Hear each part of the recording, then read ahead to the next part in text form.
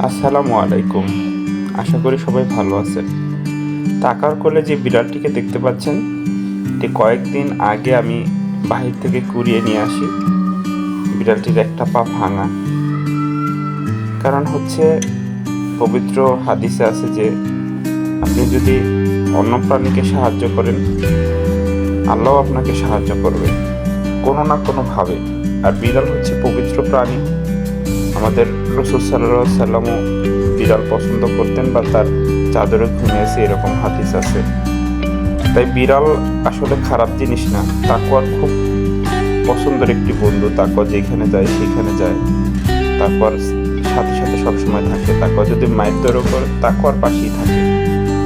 এবং খুব বেশি কিন্তু খাবারও খায় না বিড়াল। আপনাকে আপনার যে উৎকৃষ্ট অংশ, সেই খাবার দিয়ে কিন্তু একটি বিড়াল পোষা যায়। আর বিড়াল থাকলে আপনার হচ্ছে আল্লাহর রহমতে অন্যান্য খারাপ যে জিন ভূতের যে একটা সমস্যা, এগুলা হয় না। তাছাড়া বিড়াল খুবই আপনার পাশাপাশি থাকলে আমার মন ভালো হয়ে যাবে।